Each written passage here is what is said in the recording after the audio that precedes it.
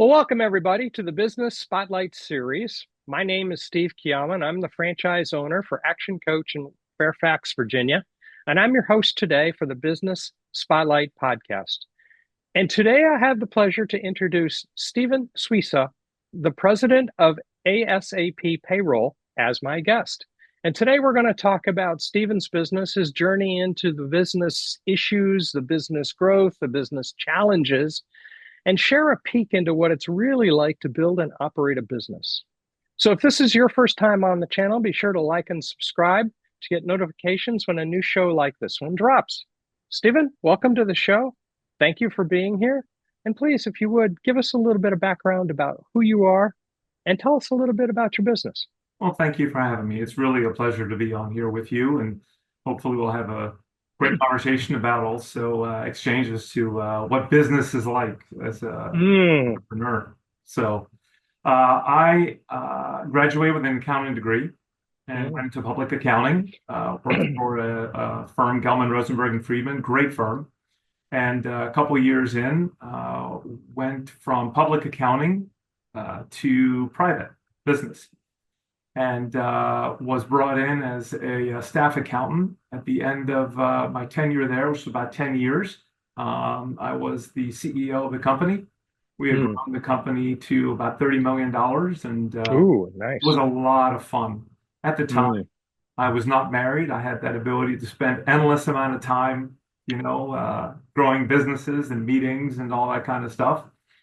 And it was a lot of fun. I had the owner of the company was a phenomenal mentor, just an incredible personality. And I was very grateful to him for all the opportunities. Obviously I had to prove myself in every stage and every step of the way. And then after about 10 years, my family owns a couple of businesses. And I had gotten a call from my father, who owned a business with 5 locations at the time, and said, I need some bookkeeping and payroll help. And funny enough, my answer was, well, Dad, I'm a CEO. And my dad said, okay, well, I'm a DAD, and that trumps CEO. So I said, yeah, you know what? It's an incredible opportunity. So I went out and started my own bookkeeping, accounting, GovCon, and payroll company. Ended up started with family businesses, doing accounting, bookkeeping, payroll, all of that, and that just morphed really over 25 years into a couple of things, but what we have now. Awesome. Let's talk a little bit about, let's give the listeners some context. Let's talk a little bit about how the business is structured. And are you solo owner? Do you have business partners? Are there outside investors? How's that part of the business structured?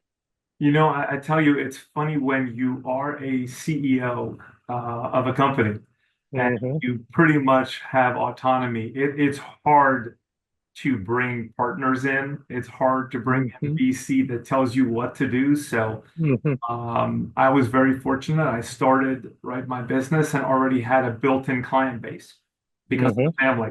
So I was able to grow the business without taking VC or partners. Good. I don't think there's anything wrong with having a partner as long as partners have different specialities, right? So if one sticks to operations and one sticks to finance and one sticks to sales, I think that there's clear lines in division. I think that could be a very successful recipe. For myself, I wanted to do it on my own and just have really great people that I work with and compensate them well and make sure the business continued to grow. Yeah, that's a fantastic feeling, is to build something, isn't it? It is. It's incredible. And I think that you have to remember that even as an owner, over 25 years, I didn't build this on my own. I mean, all of the staff that I have really it's the oil that makes the engine work. And so, it's really kudos to a great staff that allows a company to grow, right? If they feel pride of ownership, pride in working there, right? Flexibility. We were 25 years ago, that didn't exist. That word flexibility and work from home, right, didn't really exist. And Hmm. we made it work for employees that were really great, that we Hmm. wanted to keep, that either moved out of town because of their husband or wife or whatever it was. We made it work. We figured out how to do it. Good, good. There's a transition process that you kind of skipped over. I want to explore a little bit. Um, a lot of people get into this business with a skill and they think that means they've got to do that work. To do what you did, you had to leave that behind. How did that transition process go? Wow. I'll tell you, I often joke and say that I'm a rehabilitated accountant, right? Because I ended up, I didn't do tax and audit when I started my, Hmm. um, it's really, I have developed this philosophy, and it was very, very much developed in the beginning of my career, is everybody's a salesperson, period. Hmm. Whether you are Hmm. an owner, whether you're an employee, no matter what position you're in, you are a salesperson. You are representing not only the company, but you're representing yourself. Hmm. And whether that is a future job or whether it's your current job and promoting through, right, the ranks in an existing company, you are a salesperson. And so I've always had that mentality. Even Hmm. you learn that even as a CPA, even as Hmm. a SAP CPA, you're Hmm. interacting with clients. The Hmm. way you interact with clients, what you say to them, how quickly you respond to them, Hmm. that is all part of sales. Hmm. It's client retention is sales. Hmm. I think that was a big part of the mentality that was really fed into me early on in my Hmm. career. Good. I figured and developed that really sales is what an owner should be doing. Hmm. Hmm. Well, that kind of opens up another question related to that. In any business, there's a whole bunch of hats. Okay, marketing's a hat, sales is a hat, sales management is a hat, production is a hat, doing the work is a hat, doing the internal accounting for your own business is a hat, doing the HR is a hat, and there's whole bunches of hats within each one of those. Which are the hats you wear today? Today, honestly, I'm solely focused on the sales and the relationships with the clients. I have a Hmm. phenomenal back end staff. Uh, Hmm. they are awesome. They get to know the Hmm. clients really well. Hmm. Clients actually prefer to call them when they have Hmm. because they can get a hold of them. I'm Hmm. really the last resort guy, right? If something doesn't Hmm. get done, I get the phone call and then it Hmm. gets done immediately. Hmm. For the most part, our employees develop relationships with our clients and they are on a first name basis. And that's what you want. You want that Hmm. relationship where, the client feels comfortable calling and getting something done. Hmm. And one of the biggest benefits of that is that there's no such thing as a company that doesn't make a mistake, right? So building those relationships allows for communication to get those mistakes corrected and corrected immediately, right? And that's really the true test of how successful I think a company can be is how Hmm. quickly it reacts to a mistake that is made. Now, whether that's a client mistake that was made in payroll, right? Or whether that's a employee mistake that was made, right? Hmm. How quickly that is resolved, I think Hmm. is critical. It's not really about the mistake, it's about how you handle it. Exactly. It really Good, good. Let's talk a little bit about those customers. Who are the preferred target market customers that you're really looking to reach out to? So, it's funny, it hasn't changed since the inception of the company. It's definitely Hmm. grown a little bit, but I'll Hmm. tell you that we've kept our philosophy that made us successful in the beginning, which I think has changed over time. So, in the payroll business, 25 years ago, people would call, you pick the phone up, you communicate, you respond, you do whatever needs to be done. And Mm-hmm. over the last few years, what has happened is the big national payroll companies have actually tried to rewire and remarket the customer mentality to Mm-hmm. very much um, we want to save costs, so we're going to make you do your payroll, right? Whereas my philosophy has always been we pick the phone up when our clients call, and we are more than happy to process the payroll, right? Mm-hmm. So we have many clients that will go in and process their own payroll because it's pretty Mm-hmm. standard. And we have many Mm-hmm. clients that will email the payroll and say, here are the names, here are the hours. Please go ahead and process this. Send me a preview for approval, or, please just go ahead and process. Mm-hmm. So that's something that's disappearing in the payroll business. Everyone is being led to believe that payroll is so simple that you can just log in and do it yourself. But I Mm-hmm. think the mistake that people have made is, when COVID hit, people started going everywhere, right? If your business was in Maryland, your employees were in Maryland. When COVID hit, people started moving to other places. Remote work started happening. And a lot of business owners, a lot of payroll, a lot of folks that were running their own payroll didn't realize that there are changes that occur when you do that, right? Unemployment changes. Where are they working from?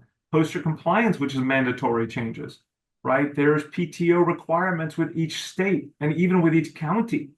So if somebody Mm-hmm. moves to a different county, a different state, there's a different PTO requirement for that, Mm-hmm. paid time off. And so, Maryland, for example, instituted a sick and safe leave, right, in 2018. But Montgomery County instituted their own sick and safe leave, which is even more stringent than Maryland.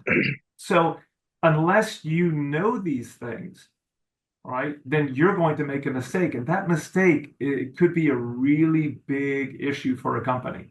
It can really Yeah. hurt a company. In fact, I'll tell you that most of our clients that come to us is because a mistake was made by a big national payroll company. They made the mistake. The client wasn't informed. All of a sudden, this huge tax bill comes due where there's a problem with the employee with PTO or being terminated. And now it's got to get resolved. Then they realize we actually need the interaction with a payroll company. So our clients are generally in the for-profit, nonprofit association space, generally between 1 and 250 employees. That's Okay. really our wheelhouse. I think when you Mm-hmm. get over that, you really need the expertise of, FMLA, and you need Mm-hmm. expertise of different systems that kind of APIs that work together. It's Mm-hmm. something that we can do. It's not something I ever wanted to get involved in. I also, from a Mm-hmm. business philosophy standpoint, I was always a believer that I would rather have 10 clients of 10 employees, right, than one client of 100. Because if you're 100 employees, you've got an HR director. And that Mm-hmm. HR director, if they leave or they get replaced, the new HR person is going to decide, hey, you know what? I worked with this company. We're going to go to this payroll company now.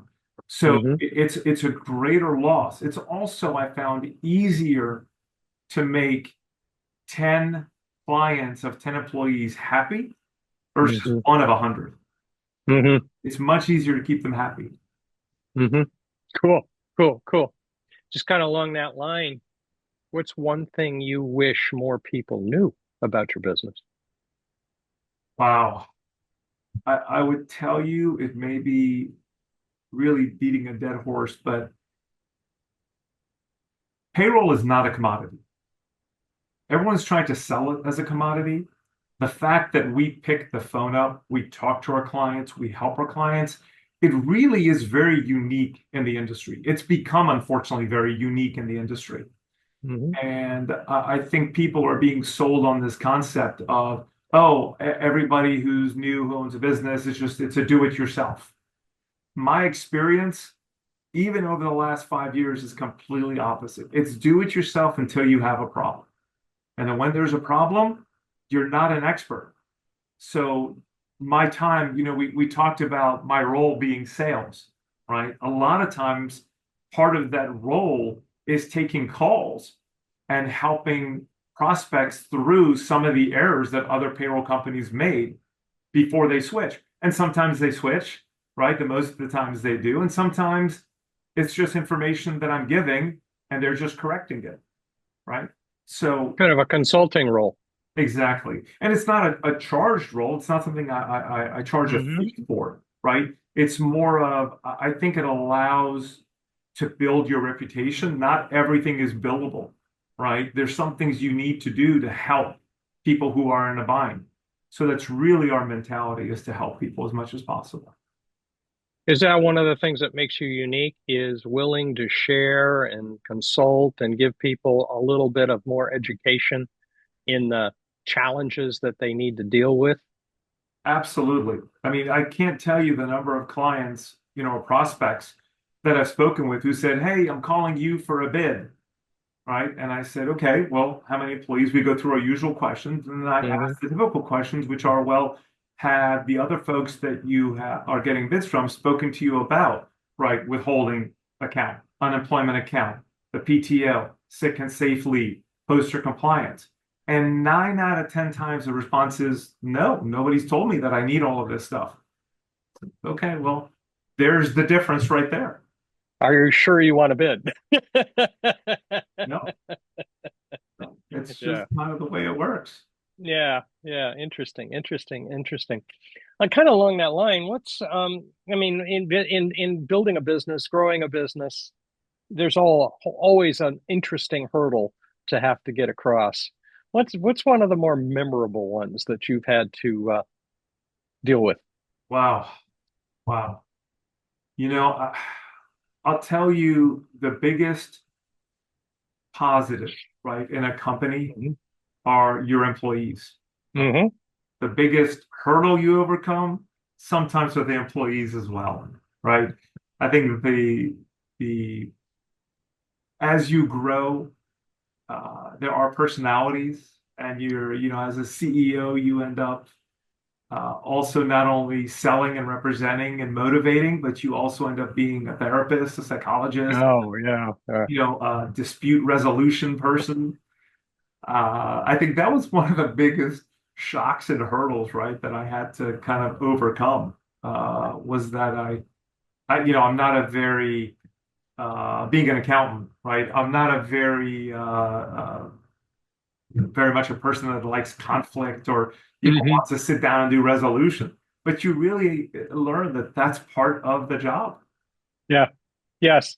It's funny. You were trained as an accountant. I was trained as an engineer.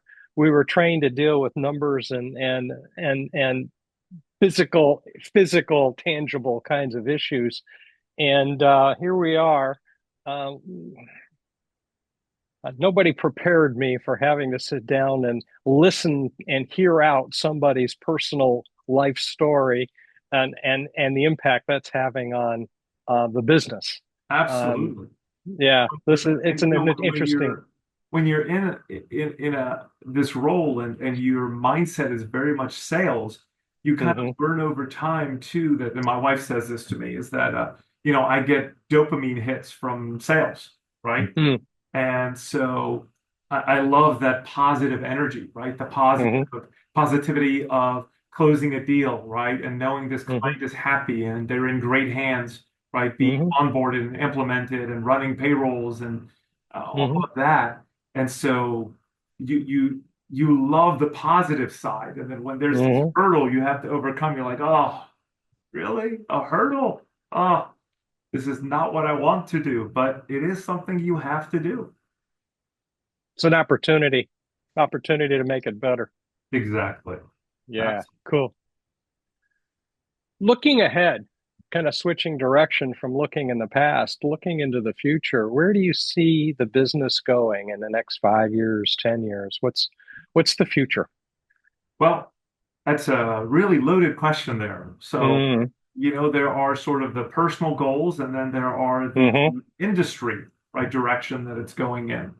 Hmm. And on the personal goal side, I am a big fan of Grant Cardone. I'm a big fan of Hmm. mentors, right? Hmm. And I bought into the whole 10x model many years ago. And Hmm.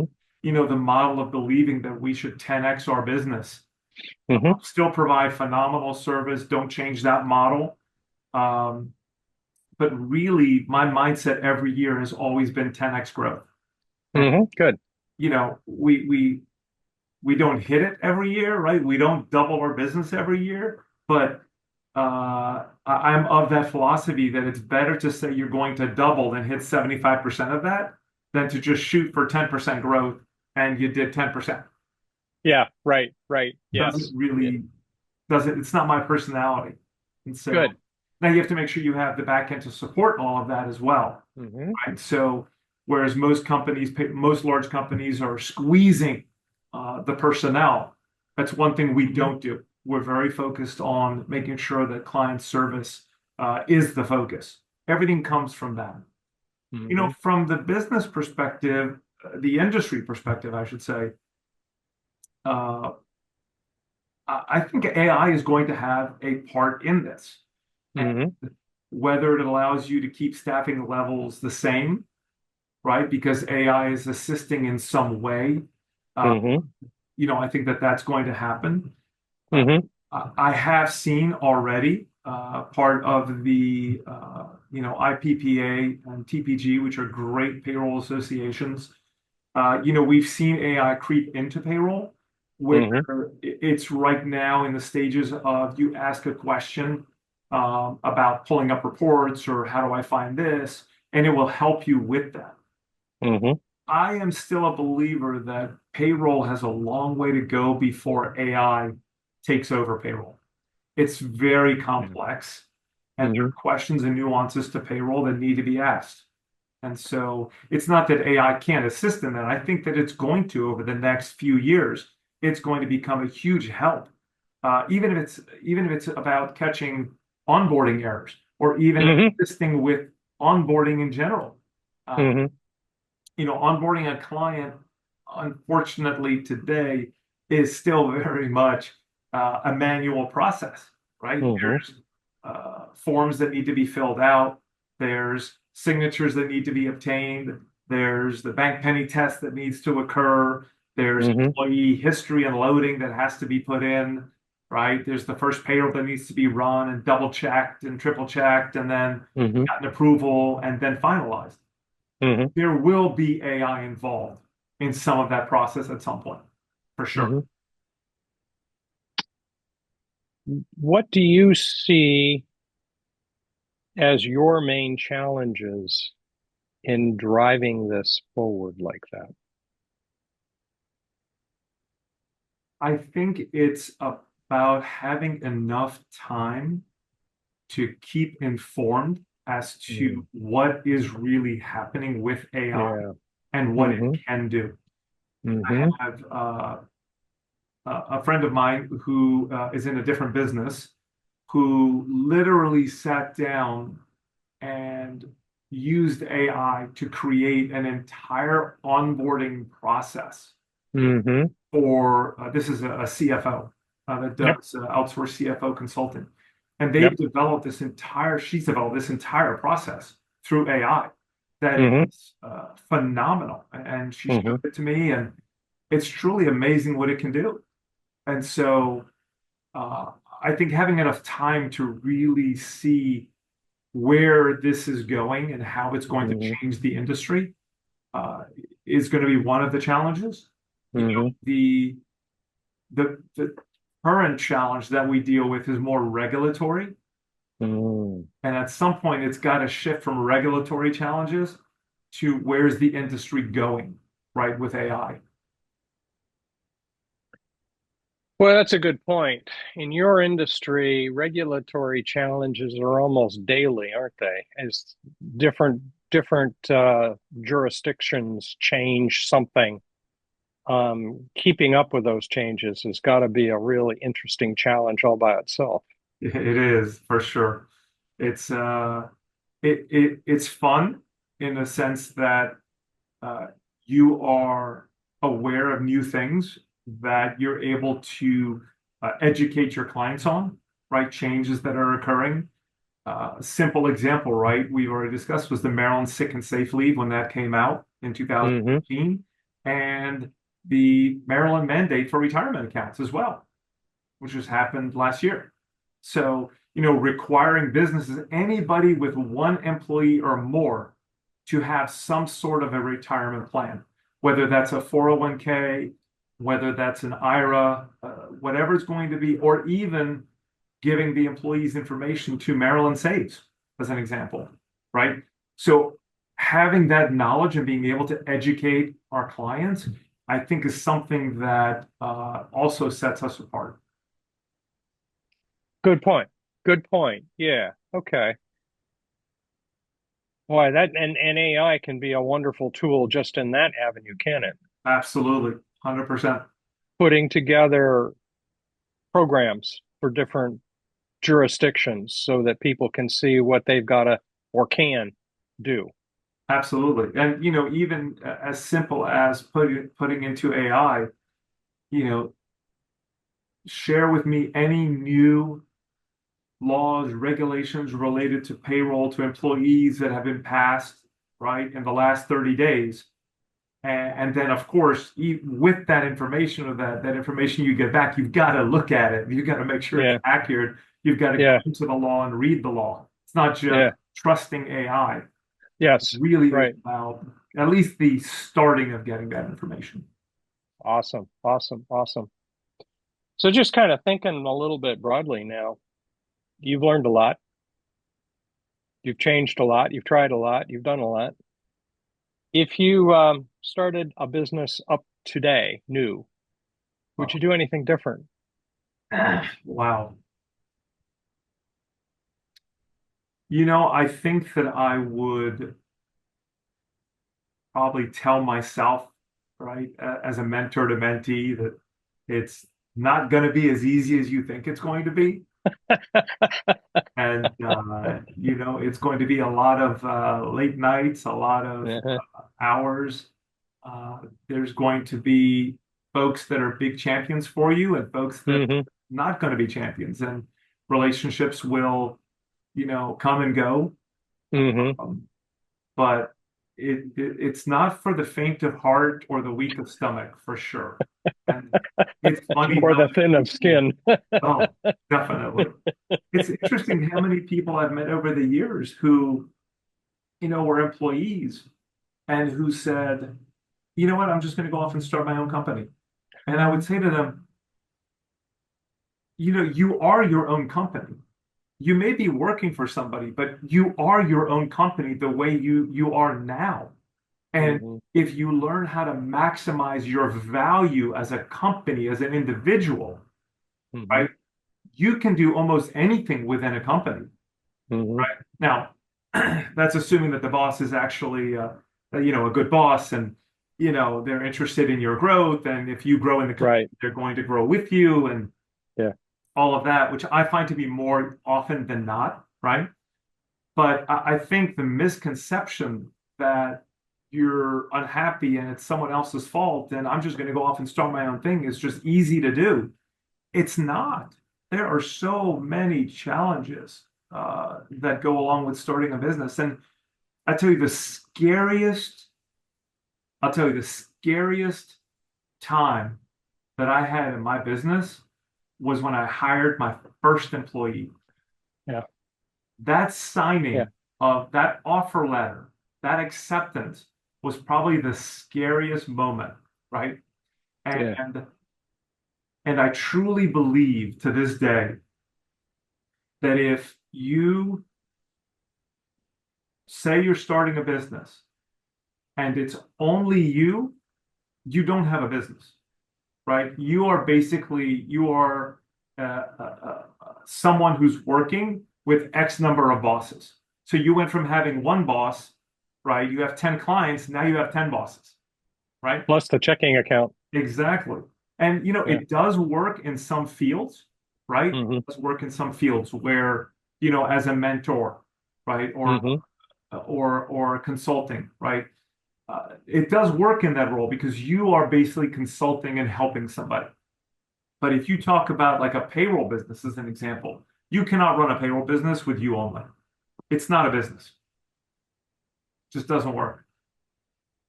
I am really glad you brought that up. That's a really important aspect. I don't think the biggest problem is starting a business.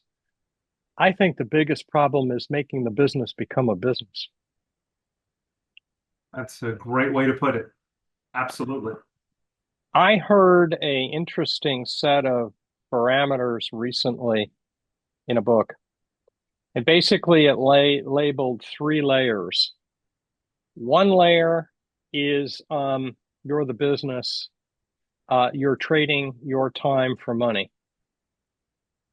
The second layer is you're the entrepreneur and you've got some things going on and now you're trading money for time. Yeah. And then there's a third layer where you're beyond that and you're not working in the business anymore and you're trading money for money. Kind of the Richard Branson Yeah. approach. But to get to that level is major investment in time, in dollars. Hmm. It's amazing how many people over the last 25 years I've seen that would start a business. They start to take some income. Hmm. And when you speak to them, like, I can't grow. I don't understand. And you're like, well, have you reduced your salary and hired another person to grow? Like, no, I don't want to reduce my salary. I said, well, then, you need money to grow. And if you're not Hmm. willing to take it out of your pocket, then you've got to be willing to take it from the bank, right? And Yes. pay it. And Yes. and it's amazing how many people are really just stuck at that X level Yes. because they're Right. comfortable. Yeah. That was exactly the point. Fantastic. This is awesome. This is some really good stuff. Um, and I think it's some really important stuff I think people need to hear. Um, but I don't want to take all day. So in the interest of time, I think I want to start heading towards wrapping up with a few rapid fire questions. What would you say is your key to success? Relationships, Mm, hmm. relationships. And I think it's so underplayed today that the relationships that you create with folks, that ability for them to call you when they need and have it Hmm. done. And it's not only that, we have clients that will call me that are nonprofits that say, hey, we're having a fundraiser. Do you mind helping? Absolutely. No problem.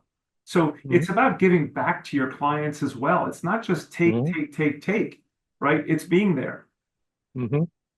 So one of Yeah. the interesting things was I was talking with a friend the other day about an event that was going on, and I was asked by COI, Center of Influence, friend of mine, to come to the event, and I said absolutely no problem, and it's at 6:30 to 8 o'clock in Baltimore, right? And so that's an hour drive for me, and traffic is probably an hour and a half. And Mm, my uh, other buddy said, I can't go. That's just too far. And I mm, said, but that's the difference in the investment you make in a relationship. It's important to them that they have a good showing. So hmm. a relationship involves work on both ends, right? It's like a Yeah. marriage. It involves work on both ends. It can't just always Yeah. be cake. Yes. Good. Good. Good. Good. Good. And this kind of feeds into the next question I'm going to ask. Let's suppose you and I were at the coffee shop, and there's a great coffee shop down the street.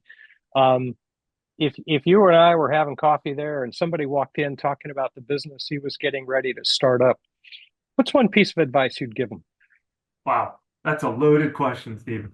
Loaded question. You know, I am a very supportive, positive person. I would never dash somebody's hopes for Hmm. starting a business. Hmm. I think my response to them would be very much encouragement with a Hmm. little bit of a dose of reality of what it's going Hmm. to take to get there. Hmm. It's not a 9 to 5 job, and you just got to be willing to do whatever it takes. But I am more than happy to support somebody, emotionally, even give me a call. Anything I can do to help, right? Not a problem. We've got connections on LinkedIn, we've got COIs, networking groups. if you don't know about all of that stuff, happy to help, make introductions. Awesome. Awesome. Awesome. What's one book you're reading now or read recently that's had impact on how you've driven this business forward? So I love reading, and I love reading business books. I